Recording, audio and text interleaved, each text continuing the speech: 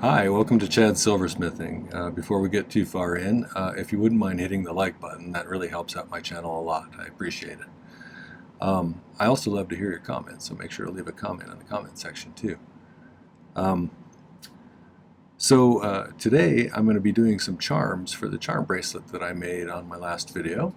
The way that I'm going to choose what kind of charms to make are things that are I have some nostalgia over. On my Patreon site, every month I give them a theme or a kind of a subject matter and ask them if they want to try to make a piece of jewelry based on that. And this month's theme was nostalgia, so this is going to be my entry for that for them. And it seemed appropriate for a charm bracelet, so we'll give that a try. Before we get started though, I want to thank those patrons over there for being such great supporters. It's a nice place. I really appreciate all of their knowledge and their contributions to me. I also want to thank my YouTube subscribers. We passed 7,700 I think last time. I think we're getting real close to 7,800 now. And that's amazing, and I really appreciate all of you taking the time to watch my videos, so thank you for that. With all those things being said, let's get started on the video. So here's that link bracelet that I made last time. It's got this fun little catch. But I always wanted to know if I could make one of these. And so we did. Now whether I can reopen it or not is another matter. So it's got the little flippy thing. The little flippy thing, that's technical silversmithing jargon. The little flippy thing flips over and hooks like that. So, but now we need to add some charms to it. So let's make some charms for this. This is my design idea book. That's where I draw up my ideas.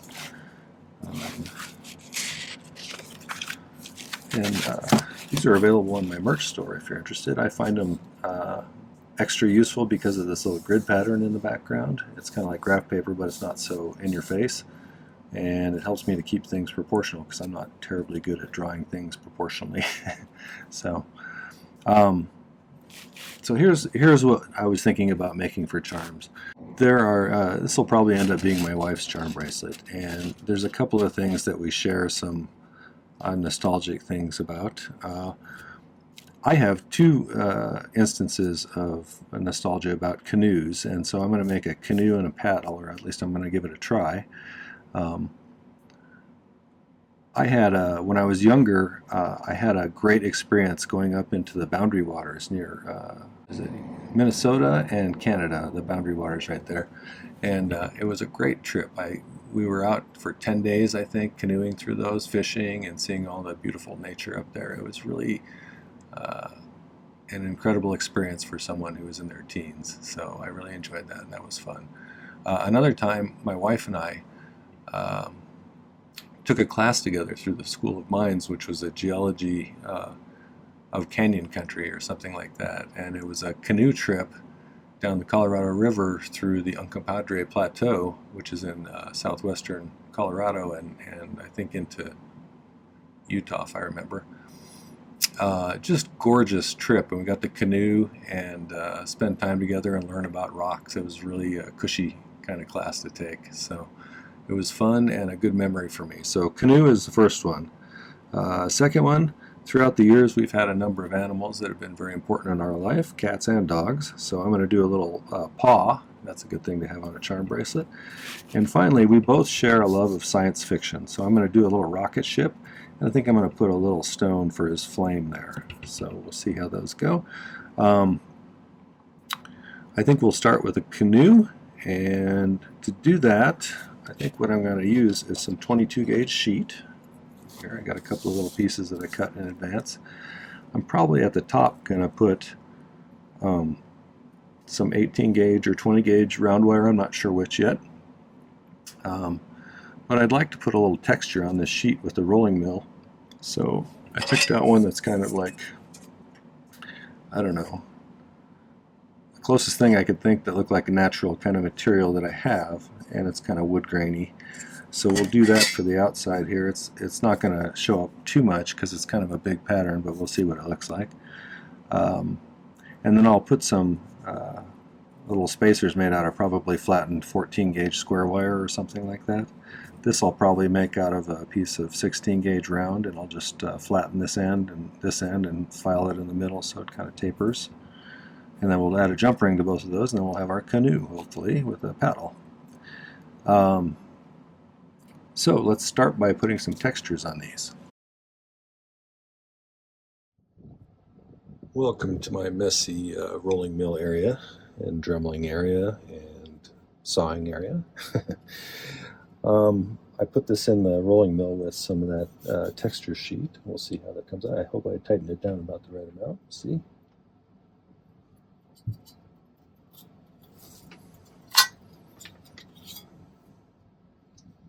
Yeah, it was kind of a nice texture.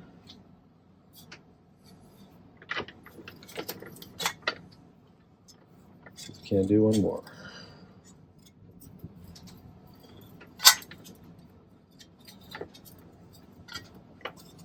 I don't know if you can hear it on the camera or not, but I hear little galloping footsteps upstairs. The cat has the zoomies. Alright, let's go back and see what we can do with these. Alright, so we work hardened those a bit by rolling them through the rolling mill. So let's anneal them, which is to take them up to a temperature where they get kind of a red color. And let it cool off. That softens the metal back up, if you're new to this.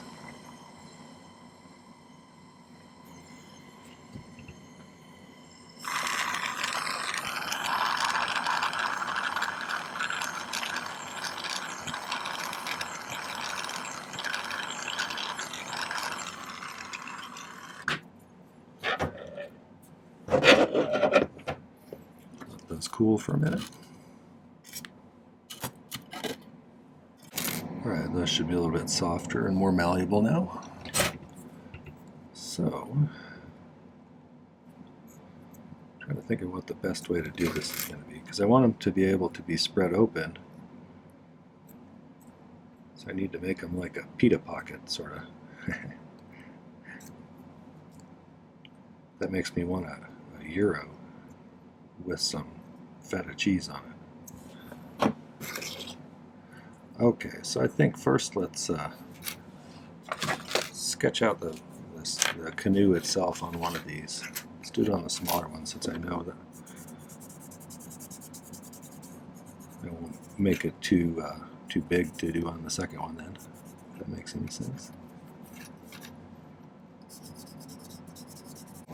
Let's see if I can sketch out my best canoe shape.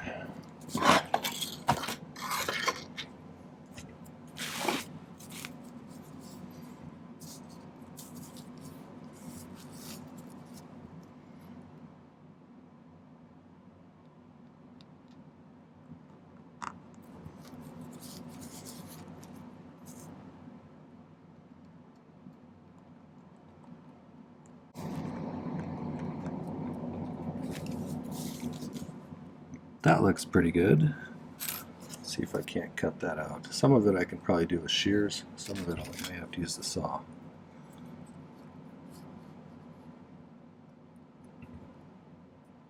Okay, I'm going to quick saw that off. You probably don't need to watch me do that. I'll be right back. Okay, let's purplize this piece here. I can coin words. I was an English teacher.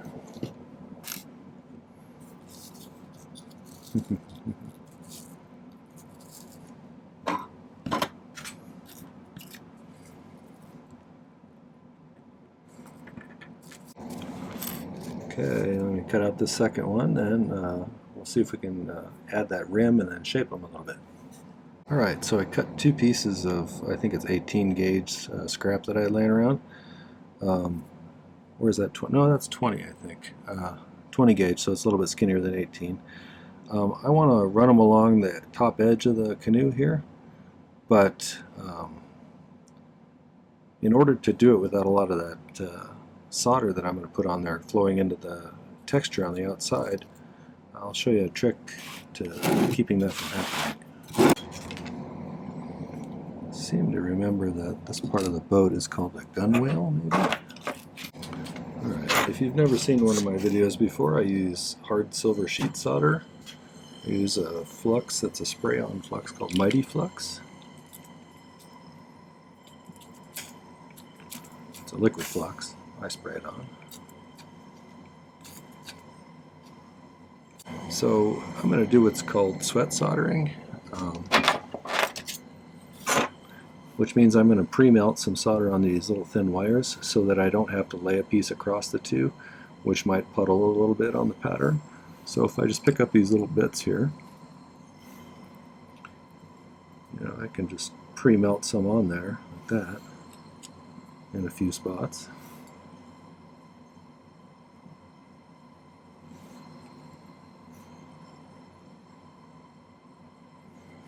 And throw one more on there. Let's just see if we can push this guy up against there.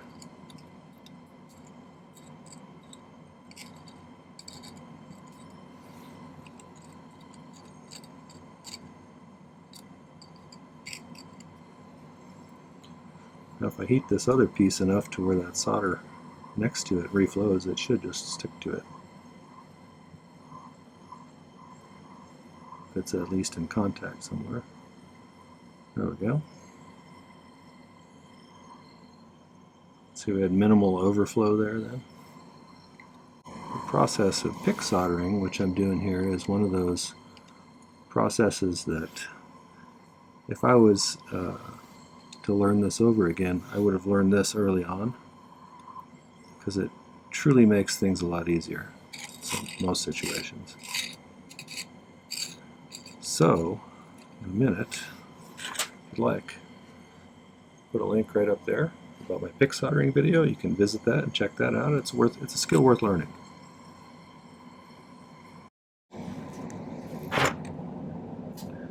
Now, I was thinking we could kind of adapt these a little bit. This is a dapping block. I'm not going to do it too crazily, but I can get kind of a little taper here going.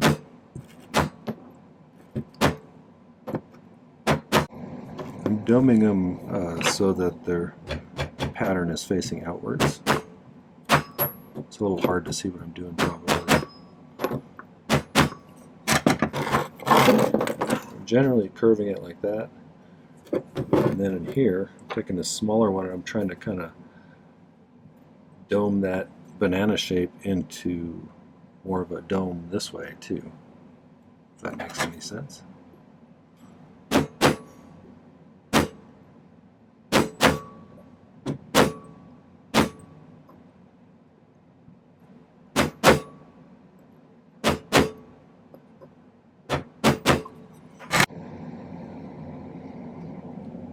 I think what I might do is solder the two ends together like that, and then it'll be easier to shape those other ones around where they touch in the middle a little bit.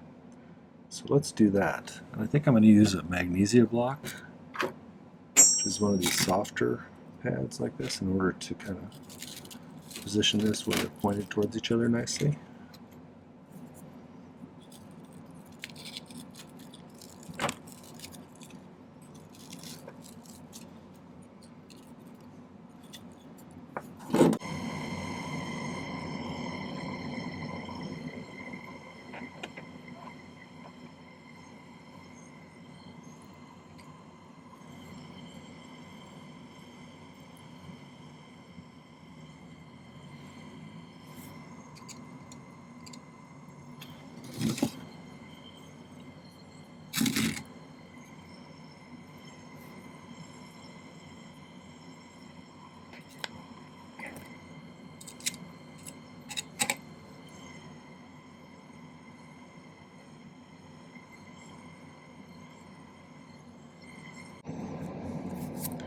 So we got to bring some different places together. These two need to come a little bit closer together.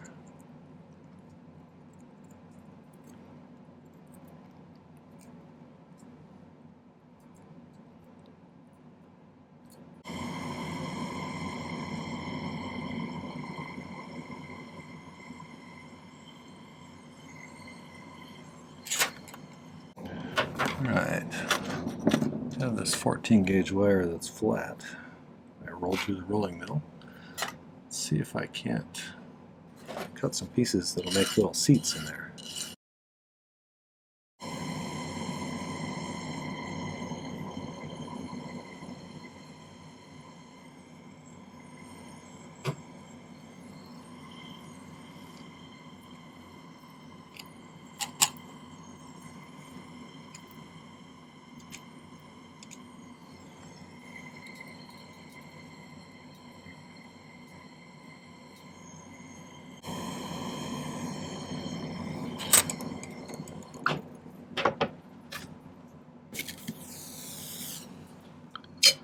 Okay, I think I'm going to add a jump ring on here, made out of, I don't know, 20 gauge, I guess. Let's see if I got any pre-made here.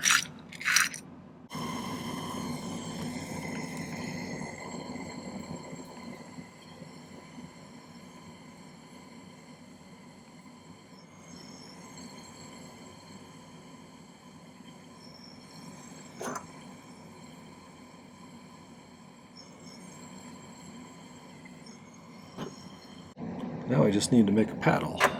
And a piece of 16 here. So I want the blade to be a little bit longer than the handle side.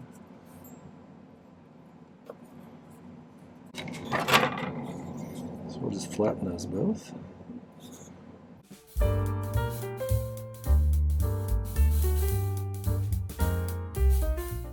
Alright, I'm going to solder a little jump ring made out of 20 gauge to the top of my paddle.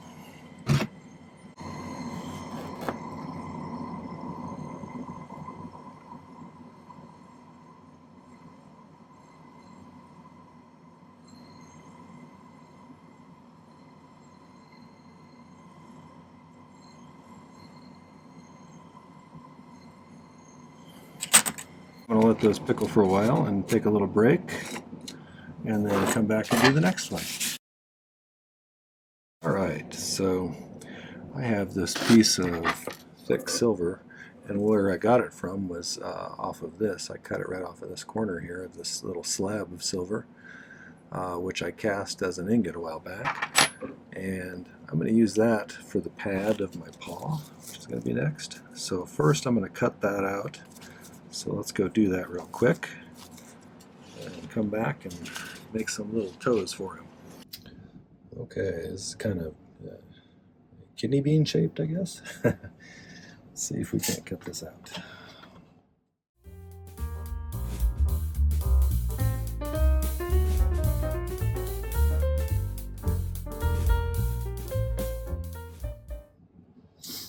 Okay, so I think what I need to do now is do a little bit of shaping with the files and my Dremel to get it kind of nice and consistent. Alright, I got that kind of shaped and I kind of rounded it down on the edges a little bit with the file and with the Dremel.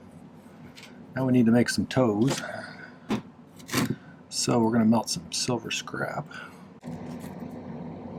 There's some twisted wire. We can get consistent pieces off of here.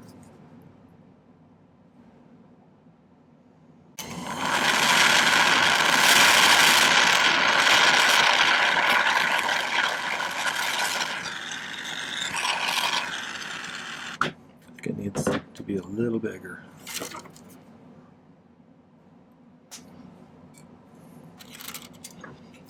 We'll just add a little more silver.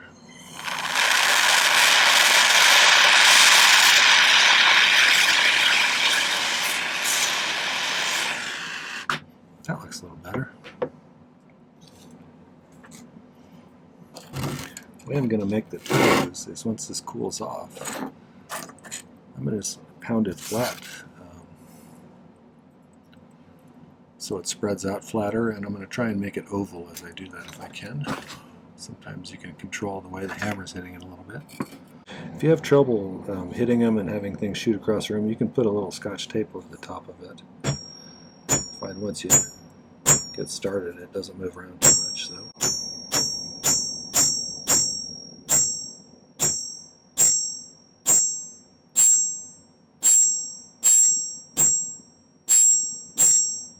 See, we got kind of an elongated shape there. Sometimes if you hit it just right, you can steer in that direction. Okay, let's put that next to this. Proportionally, I think that's pretty good. So I'm going to make 3 more of those, and then we'll solder them all together. I kind of like it. I think it looks good if you have the 2 middle ones separated and just soldered to these other guys. That might look pretty good. So I'm going to do that. Let's solder those together.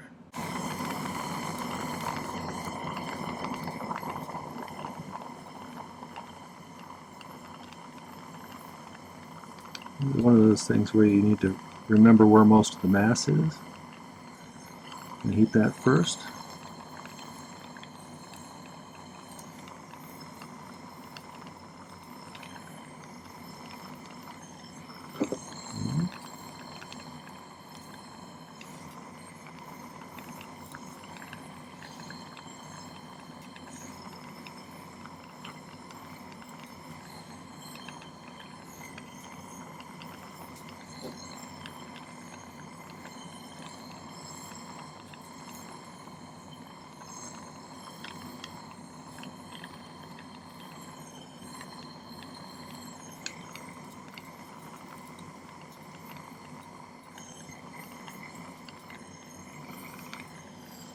Last thing I'm going to do is add a jump ring between the toes there.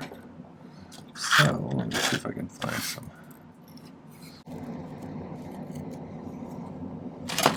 That seems like that would be the easiest way. Should be enough solder on there to get it to stick, but I'll probably pick some up just to be safe.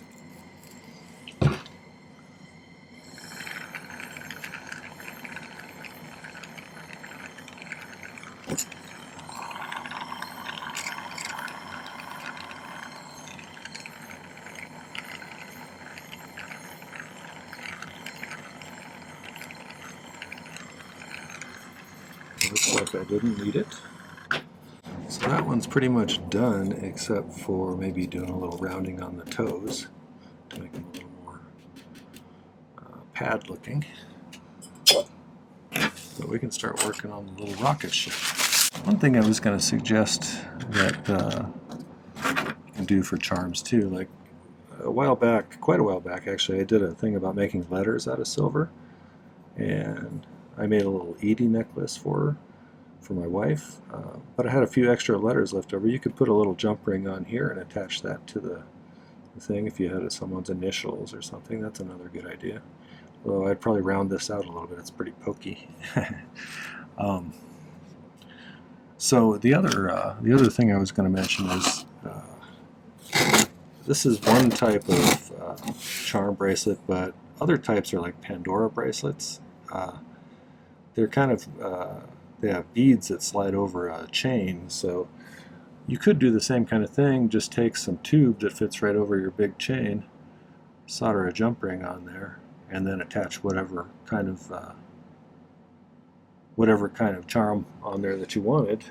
Then you would just slide it down over with the rest of the whatever kind of beads or things you're putting on there, and it would hang off of that. So you just want to make sure you get a really good solid solder joint between the ring and the piece itself. So that's one thing you could do if you're doing that sort of a bracelet. Okay, so I already filed this to the point and measured back to where I want this the body of the rocket to end here. So it's about that size. I did this part to the point, but I left it like this because I wanted you to know that it's much easier if I'm going to taper a piece into kind of a football or a marquee shape. If you leave it attached to the piece of wire rather than cutting it to length right away, then you have more to hold on to, and so I can start filing right there and just kind of remove a lot of the material that I want to anyway, you know, and do it on the same thing on the other side.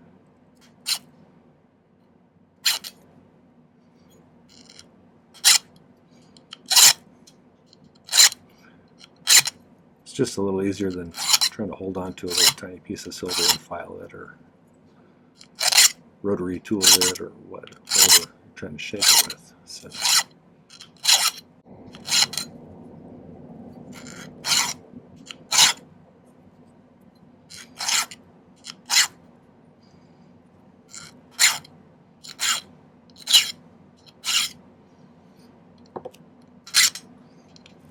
So I'm kind of sculpting this a little bit as I'm doing this, and that I want it to be kind of rounded on top like this all the way. And since we're filing the half round into a point on either end, basically, it's going to have a flat side, so you're going to have to kind of round that over.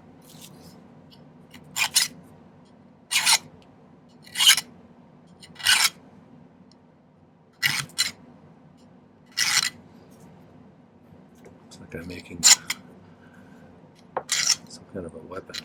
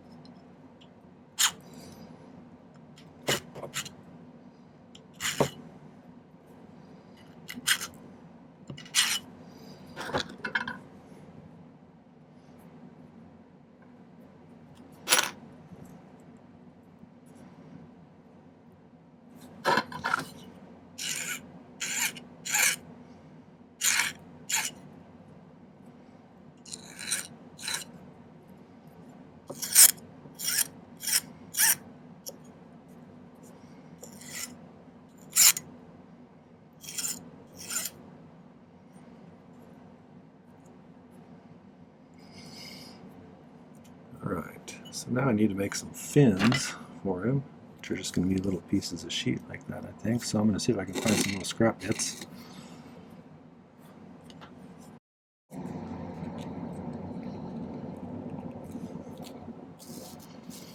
So I've got it mostly done. I just need to grind a little curve in there.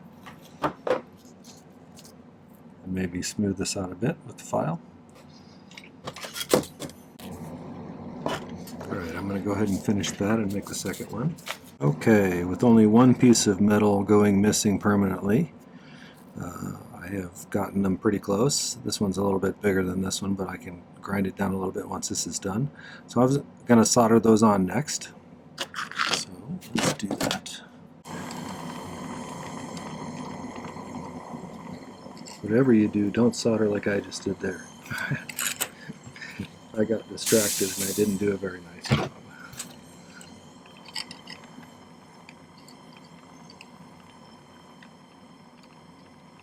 I started thinking about pulp science fiction.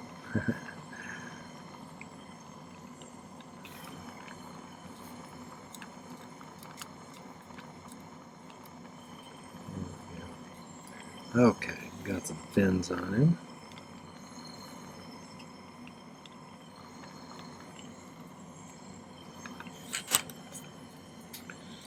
I think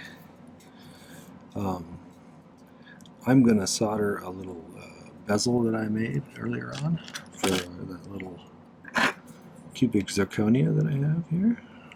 Let's make sure I don't lose him. I don't have a backup for this. I was originally going to use amethyst for this, but I found a smaller CZ, so I made a little tiny bezel for it. We'll just solder that on the back, and then I'm going to put then I'm going to decorate the rocket. I think I'm going to cut 2 grooves horizontally, and then I'm going to put 2 circles for like little windows on the spaceship. So let's solder this on first.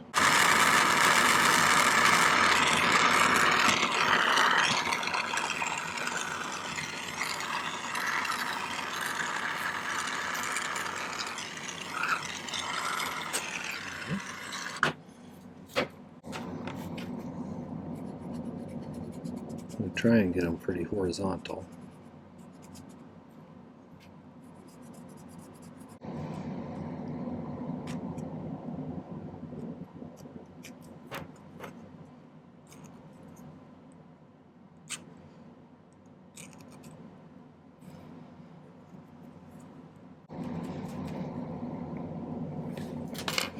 Okay, now I was going to try and use, to make the little windows, I was going to stamp in 2 little circles using a nail set, but I couldn't find any of my nail sets tonight, so I had to improvise.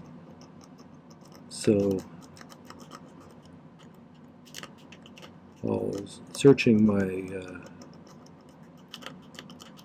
work area for those things, I ran across this leather punch, and I thought, well, that's about the right size if I want to press that in there. So let's see if we can't actually push in a nice circle if I get it centered nicely.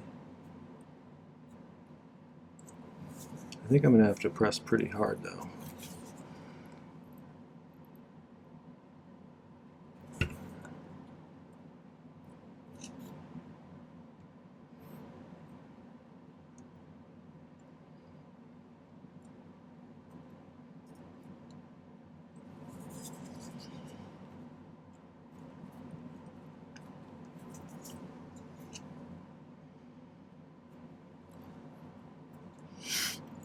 One.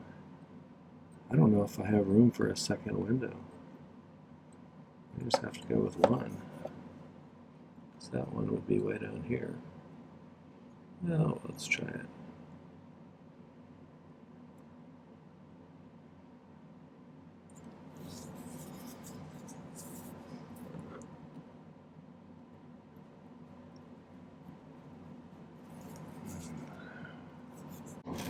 Let's solder a jump ring on, and I should make sure this is on there good. Feels like it's on there pretty good. And then we'll pickle it, and we'll get them all cleaned up and put them on the charm bracelet. So see if we can't get those 2 soldered together.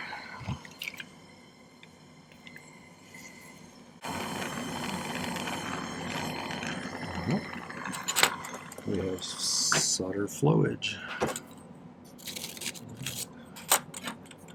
So, you know, I'm going to let him pickle for a while with the other 2.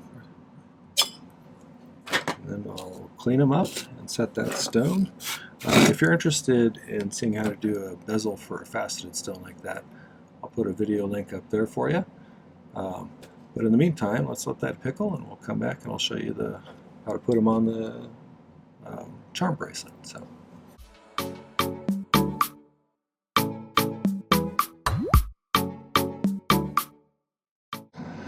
I got a bit of polishing here tonight.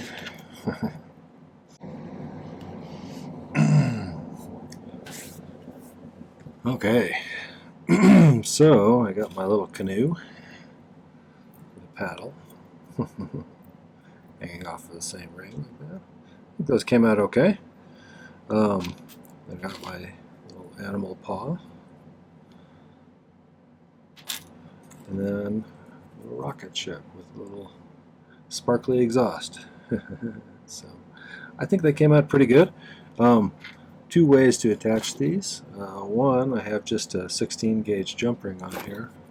Just open that up.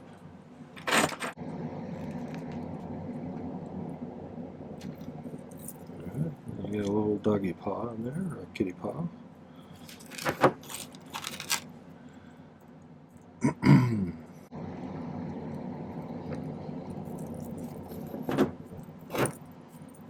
Two. This third one I did differently because this might be a good way to sell these if you put them on these little lobster claws. That way nobody has to use a pair of pliers to snap them on there, and you could sell them repeat business wise by just making it really easy for people to buy and attach these ones. So you can just kind of hook over like that, and you got 3 charms on your charm bracelet. So let's see if we got close. Canoe, paddle, canoe, paddle. Animal paw print, little rocket ship. I think they came out pretty good. So keep in mind these are just, ideas. There's lots of different things you could do. Probably revisit charms at some point, and maybe we'll add a few more to this. So hope you enjoyed the video. Okay, well that was a few charms you can make for a charm bracelet. Don't forget to check out the actual bracelet video if you haven't. I'll put a link at the end of the video for it. And if you enjoyed this content, make sure to remember to hit the like button for me, and I'd love to hear what you think. Ideas, suggestions for videos, those things are all nice to hear. So after you do that, you might want to consider checking out some of my other videos. I have 250 plus videos on my channel now. I've been doing this for a couple of years, 3 videos per week, and I try to put out lots of good ideas for people as well as a few technique kind of things. So check those out. Maybe give me a subscribe. I'd love to have you as a subscriber. The other thing you might want to do is check out the video description down below. There's some relevant links to my channel. There's a link to my website where you can buy jewelry. There's a link to my merch store where you can get stuff that's branded with my channel and me. There's a Buy Me a Coffee link, which is how you can help me with supplies and support the channel with financially. It's kind of like a tip. Finally, there's a link to my Patreon. So check those things out. Thanks for watching. Take care. Happy silversmithing.